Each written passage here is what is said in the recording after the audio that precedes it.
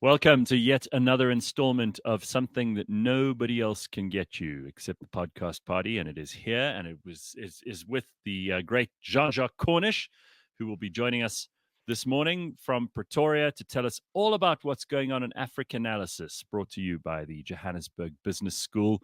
JJ, it's always nice to see you. There's no shortage of news this week. I'm very, very pleased that so many African countries are doing so well at the Olympics, but of course, it isn't your job to bring us lovely, happy stories like that every week. You try. What's going on? First of all, are you doing well? Are you busy? Yes, I'm very busy. I'm trying to finish a book, man, and so I'm exceedingly busy. Well, that's good. I'm looking forward to seeing that. Let's start off, and you can always tell me if you don't want to start there, with Western Sahara, Morocco, the French influence going on there.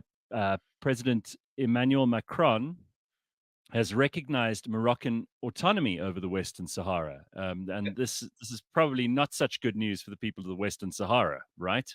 Not at all. And if you see the response from France, from the parties, the socialists, the communists, the Greens, all sorts of parties to his left, not such good news for them too. If you see the European Union, Jacques Borrell, if you see the United Nations, not such good news for them either. This is something that has been running since 1975. Now, it has to be said that France has always under the table supported Morocco, but never dared to go so far. And how could Macron do it now when he doesn't even have a government? You know, when you take such a monumental step, you normally have to pass it through the various chains of government. But in this case, he doesn't even have one. So he's gone with it. And it's very, what we have is Abdelmajid Bahoud, the president of Algeria, furious about it. He's withdrawn his ambassador, and Algeria has said, that's only the first step. There will be further steps. So it really is something that his predecessor, Jacques Chirac, who was great mates with Mohammed VI, M6, as we like to call him, used to call him Tonton, his uncle. He never dared go so far. Now, the Spaniards have come and done something similar, but not to the extent of Macron saying this plan of Morocco's, which is to 2007, is the only one that can work. The United Nations point out that there are United Nations Security Council resolutions. The European Union says we're not changing our position. We're not recognizing Morocco's sovereignty over the Western Sahara. So it's an ugly business. And just in the last day, I've been reading a report by a very influential Spanish journalist, much more important than diplomats, us journalists, He was saying that France is about to sell a TGV, a train de grande vitesse, a high-speed rail to Morocco. And that's having something to do with it. There's going to be a fat commission to pay. They're charging way, way, way more than other European competitors. And so it's very interesting to see what is in fact motivating the moves by France, by Spain. This puts France in a bracket with Eswatini, El Salvador, and Equatorial Guinea. That's where they are. It's very good company to keep. Yeah, the one superpower, the pen holder on issues African, is playing in those leagues now. So it's very interesting. The Spaniards, the parties absolutely revolted against what the Spanish Prime Minister Pedro Sanchez did. And believe it or not, Sanchez's wife is now in court on charges of having taken money in Morocco. So who knows? This is sort of the politics of acquisition or the politics of diplomacy. We wonder about it. It's a story that we're going to have to look at very, very carefully. But you can imagine that the Sahrawi are furious about it. Do you think there's any chance that because of the Olympics and the world being distracted, this is exactly the right time for something like this to happen, and for Macron to use the fact that people are distracted as the opportunity to cozy up to the Moroccans and give them what he's been promising them for the longest time? Well, I don't know if he has been promising it. You know, what he did was at the G7 last month, he told the Algerian president that he was going to do it. It's been a closely guarded secret. And I think the Algerians were pushing hard to have him stay his hand on this. You know, he'd fallen foul, or France had fallen foul of Morocco for not supporting them on a lot of things. The Spanish, we understand, made their deal, so to speak, softer deal with Morocco in order to stop the illegal migrants. More and more illegal migrants are getting to Spain from Africa to the Canary Islands. So they're trying to do that, control that. There's no such motivation with the French. Only thing is financial. And if they can be selling a high-speed train to Morocco, maybe that's what they want. But they've been at pains, and Macron especially, pains to improve relations with Algeria. Algeria, they fought this bitter war of independence. Not a single family went untouched. The Algerians will tell you, 2 million died in it. It was really a shocker. And then Macron admitted that the French had tortured people during this war. He apologized for it. But now all the good work they've done on Toenadering, on getting back close to Morocco, is up in the air, I'm afraid. Well, you know what they always say, there's no such thing as a war that isn't a trade war in some way, shape, or form. So, okay, moving along from that, the Democratic Republic of Congo has apparently come up with a deal with Rwanda over stopping what has been going on. How long has it been going on now? The real fierce fighting now for 2.5 years. And that is between the rebels, the forces for the liberation of the DRC, the Hutus, in fact, who fled, the genocidaires who fled after perpetrating the genocide against the Tutsis, fled into the Congo. And that's always created a real problem between Rwanda and the Congo.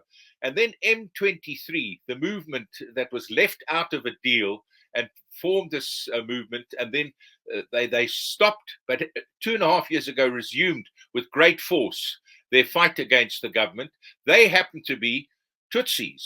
And that is why Rwanda is supporting them. Now, you know, you can't say this in Rwanda. You can't ask somebody's genetic background in Rwanda because, you know, you're not allowed to talk about it. But it's a reality. This is the Hutu-Tutsi struggle being fought in the neighboring DRC. Now, the United States brought in a humanitarian truce that elapsed on the 3rd of August. That's just a few days ago.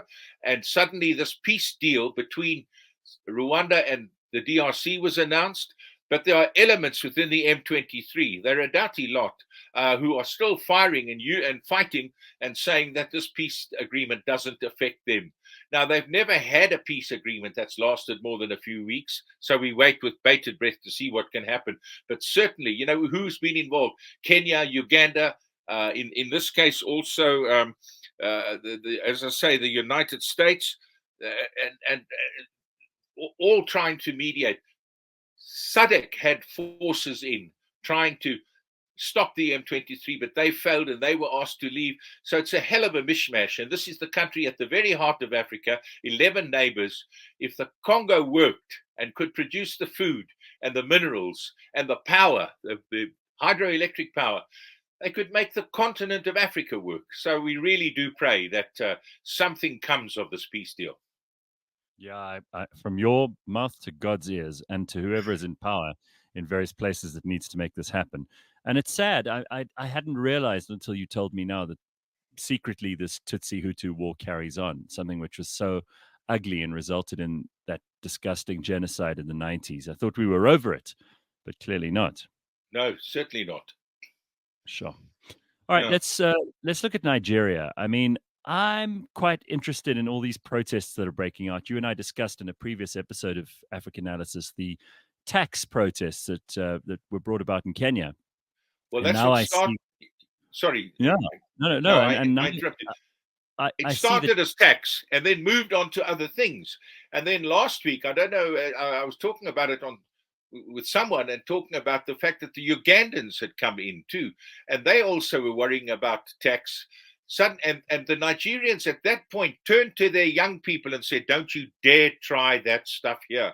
Next thing you know, the young Nigerians were on the street and they were protesting against the cost of living rise. And there's been a huge inflation in food prices. People are going hungry. They simply can't afford to buy enough food. And that is what they're complaining about. They've taken to the streets. And these young people, well, I mean, we were young ourselves. I can remember at the time, the last time they had a fractious democratic convention, in Chicago. I was one of that generation that believed we could change the world. And nothing would have kept me off the streets if I wanted to protest. And that is what is happening in Kenya, in Uganda, in Nigeria. And is it going to spread? Is this going to be the new African dawn? Is this going to be the new African revolution? They're saying that nothing will stop them. And at least 13 have been killed. The Nigerians don't fool around when it comes to law and order, using sharp point ammunition, using tear gas. Now, the president stood up, Bola Tinubu stood up or went on television last night saying, this is what we've done. And he's laid out all the economic successes of his relatively short presidency. Stop this. Get off the streets. Let's talk. But, that's what the Kenyan prime minister did too. Or Kenyan president, and look what it ended with him. The demonstrators said, yes, let's talk, but you've got to go. And is that going to happen in the other African countries? This is something we've got to watch with enormous interest. Well, we will, and I'm glad that we've got you able to pay attention to these things. You mentioned that they're also young people, but I mean, we're talking probably about Gen X here in all three countries that you mentioned, Kenya, Uganda, and Nigeria. So is it an age thing as well? These are the people who are of working age. These are the people who've probably put in a few years of work already. No, a bit younger than that. Many of them younger than that. And have said, our parents, and this is how the Kenyans put it, our parents have been taxed to the wazoo, and it's just not fair. And we've seen them now growing old and growing exhausted, and they're just not getting anything for their tax. And then suddenly the finance bill, the budget that they were bringing in, had new taxes, and then the government relented on those and threw away the finance bill, and then sacked most of the cabinet, and made enormous steps. I suppose there's that argument about you give them the finger and they'll take the hand when you're under pressure. But that's what's happened. Kenya has been the most dramatic of these. But in terms of the number of lives lost, I don't know how Tinubu is going to get the people to stop protesting now, because once you mow people down who are demonstrating, that you're going to have a protracted problem. Well, I hope that they sort that out too. And I don't mean with violence. I mean, I hope that there are accommodations made for people who, to my mind, and the way you've explained it, they seem like they have legitimate gripes with their governments. Well, in each case, in every case, and certainly by making concessions, though, the government has to accept that it's been wrong, and then of course the young people come back and say, well, that's it. Now we want you to pay for being wrong. You've got to leave office, and it's an intractable problem. JJ, thank you very much for your time. It's always lovely to catch up with you and for your insights into what's going on in the DRC, in Nigeria, and in Morocco and the Western Sahara. I'm sure that we'll have even more from you in the next 2 weeks. Stick around for more Africanalysis. It's all brought to you by the Johannesburg Business School right here on the Podcast Party.